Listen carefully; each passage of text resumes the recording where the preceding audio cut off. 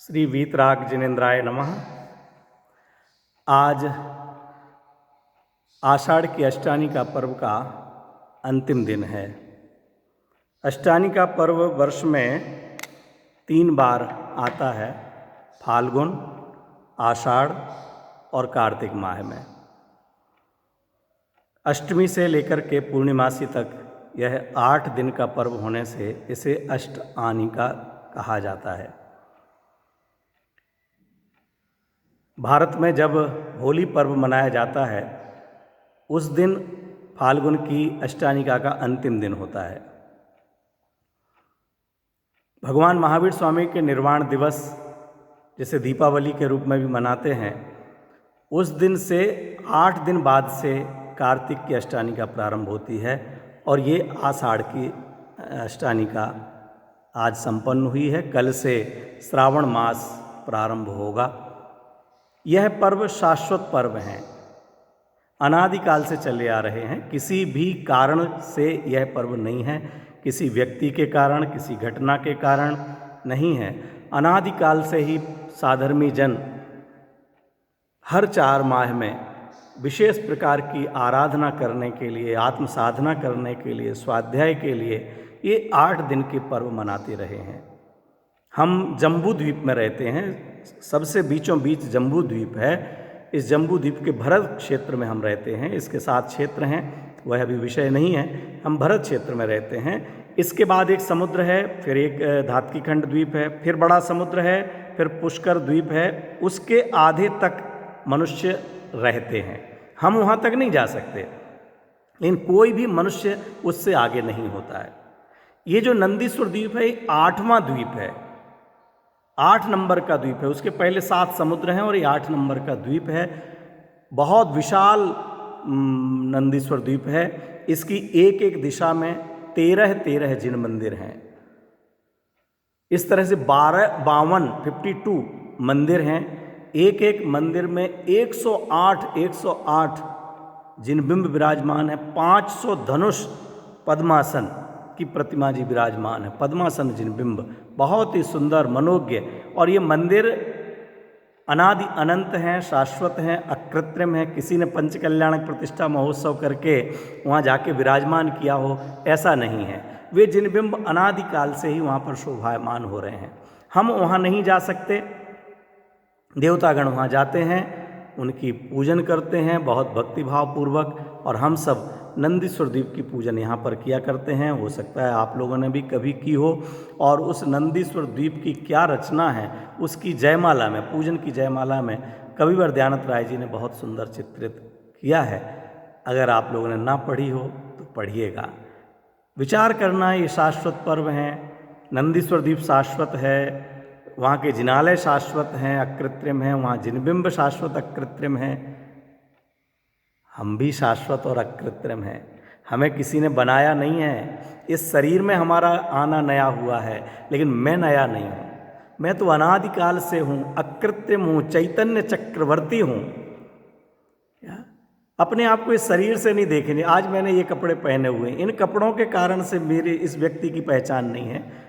हम कभी दूसरे कपड़े पहनते हैं। स्कूल जाता हूँ तो कोई और अलग तरह के कपड़े पहनता हूँ, सोता हूँ तो और अलग तरह के कपड़े पहनता हूँ। उससे मेरी पहचान नहीं है, वो कोई मैं नहीं हूँ। इसी तरह से यह जो शरीर गोरा काला मनुष्य स्त्री पुरुष का मिला है, यह जीव के जीवत्व की पहचान नहीं है। जीव का तो ज्ञान, दर्शन, सुख, श्रद्धा, चारित्र, अस्तित्व, वस्तुत्व, अनंत अनंत वैभव। विचार करते चलो, विचार करते चलो और आनंद लेते जाओ कि मैं कितना वैभव संपन्न हूँ। और ये गुण, धर्म, शक्तियाँ कब से? अनादिकाल से हैं। यह शाश्वत पर्व जो आते हैं वह हमें उस अनादि अनंत सत्ता का ज्ञान कराने के लिए आते हैं। 1 माह बाद ही श्रावण महीना बीतेगा। भाद्रपद के जो अंतिम 10 दिन होंगे, पंचमी से चतुर्दशी तक 10 दिन, दशलक्षण पर्व आ रहे हैं। वे भी शाश्वत पर्व हैं। हम इन पर्वों के माध्यम से अपनी शाश्वत सत्ता का ज्ञान करें। अपने शाश्वत सत्ता का ज्ञान करने पर ही सत्य धर्म प्रकट होता है और तभी वास्तव में सत्य कहलाता है। विचार कीजिए, हम अभी अपने व्यक्तित्व के निखारने के संबंध में वाणी की बात कर रहे हैं कि वाणी कैसी होना चाहिए। वाणी में कितनी मधुरता होना चाहिए। विचार करें, हमारे चलने के लिए 2 पैर हैं, काम करने के लिए 2 हाथ हैं, देखने के लिए 2 आँखें हैं, सुनने के लिए 2 कान हैं, सूंघने के लिए 1 नाक के 2 छिद्र हैं, लेकिन बोलने के लिए 1 ही जीभ है। अब इस जीभ का कितना उपयोग होना चाहिए। अगर 1 पैर में कोई खराबी आ जाए तो हम दूसरे पैर से चल सकते हैं, लकड़ी का सहारा ले सकते हैं। अगर 1 हाथ खराब हो जाए तो हम दूसरे हाथ से काम कर सकते हैं। 1 आँख बंद हो जाए तो हम दूसरी आँख से देख सकते हैं। 1 कान में खराबी आ जाए तो दूसरे कान से सुन सकते हैं। लेकिन अगर जीभ खराब हो गई, जबान खराब हो गई तो जीवन खराब हो गया। आप क्या सोच रहे हैं, कितने बढ़िया भाव आपके हृदय में बसे हुए हैं, आप व्यक्त नहीं कर पाएंगे।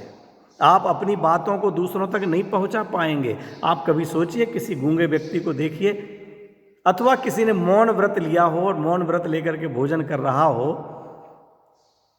अब वह भोजन में नमक की कमी होने से थोड़ा इशारा करता है और हम देखते हैं वो कुछ मांगता है, हम कहते मिर्ची चाहिए, हम कहते नींबू चाहिए, हम कहते शक्कर चाहिए, नहीं।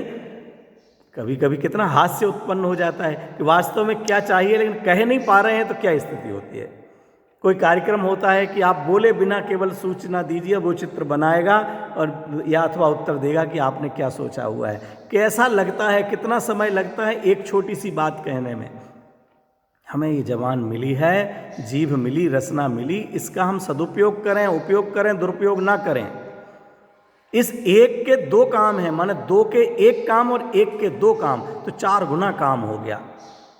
हमारे लिए इसका कितना सदुपयोग करना चाहिए। जहाँ रेगिस्तान में 1-1, 2-2 किलोमीटर से पानी लाते हैं, नलों से आता है तो 4-4 दिन में पानी आता है, वो कैसा उपयोग करते होंगे। आपके घर में कभी ऐसा चलता हो गर्मियों के समय में 2 दिन में पानी आया हो नल में, फिर कैसे नहाते हैं, हर हर गंगे करते रहते हैं, नहाए जाओ। बच्चा अगर 1 गिलास पानी फैला दे तो कितना गुस्सा आ जाता है। हमें एक जबान मिली है मित्रों, इसका उपयोग करें।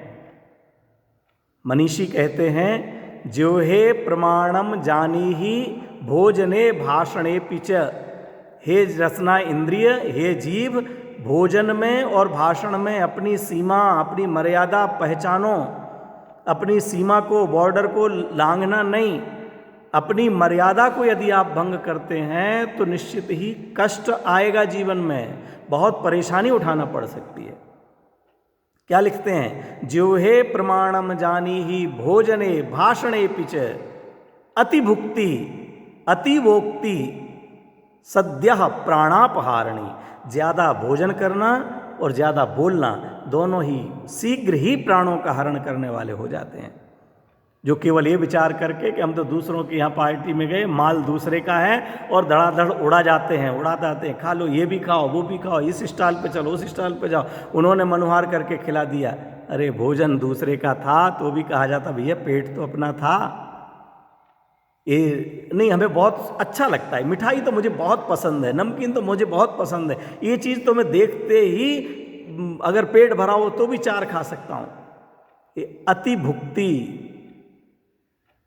हमारे लिए कितनी बड़ी बीमारियों का कारण बन सकती है, अस्पताल जाने का कारण बन सकती है, और इतना ही नहीं, स्मशान जाने का भी कारण बन सकती है। और अति उक्ति, बहुत अधिक बोलना, सभा में जहाँ आवश्यकता नहीं है, बड़े लोगों के बीच में जहाँ आवश्यकता नहीं है वहाँ भी हम बोल रहे हैं, या जो नहीं बोलना चाहिए, जैसे नहीं बोलना चाहिए, हम उन्हें जबान उठा करके कुछ भी बोल गए, अपशब्द बोल गए, गालियाँ दे दी, फिर सॉरी बोले जा रहे हैं। फिर सॉरी बोलने से क्या होता है? सोच करके बोलें, मर्यादित बोलें। हमारी वहाँ बोलने की आवश्यकता है, हमें आदेश निर्देश है या नहीं। परिवार के बीच में हो, समाज के बीच में हो, ऑफिस कार्यालय फैक्ट्री में हो, कहीं पर भी हो, यहाँ तक कि railway station, bus stand, rail और बस में भी हम यात्रा कर रहे हों, हमारी मधुर वाणी सबका प्रिय बना सकती है। और एक छोटी सी बात को लेकर के आपके द्वारा कही गई कटु वचन आपके लिए रेल से बाहर फेंकवा सकती है। समाज में आपने अगर कटु वचन बोल दिए हैं, कोई आपके ऊपर मानहानि का केस कर सकता है, कोई आपको डंडे मार सकता है, जूते मार सकता है, आपसे लड़ाई हो सकती है, और यहाँ तक कि अस्पताल जाना पड़े या स्मशान जाना पड़े। सद्यः प्राणापहारिणी, आप बोली चलाएं, लोग गोली चला दें आपकी बोली के ऊपर, क्योंकि बोली का घाव गोली के घाव से भी ज़्यादा घातक कहा गया है। इसलिए मित्रों, इस जवान का उपयोग करें। जवान का उपयोग करना माने मानव जीवन का उपयोग करना है, क्योंकि यह जवान हमें केवल मनुष्य जीवन में मिली है। हम हितकारक बोलें, हम प्रिय बोलें, आदर के वचन बोलें। कहीं पर अगर बोलने की आवश्यकता नहीं है, झगड़ा होता हुआ दिखता है, तो थोड़ा चुप बैठ जाएं। पंडित राजेंद्र कुमार जी ने कहा है, गीत में लिखा, बुद्धू बन करके चुप रह जाओगे, बहुत विवादों से बच जाओगे। हर चीज़ का, हर बात का जवाब देना जरूरी ही नहीं है। अपनी वीरता सूरता जवाब देने में नहीं, कहीं कहीं हमारी सूरवीरता चुप रह जाने में, शांत रह जाने में भी है। विचार कीजिएगा।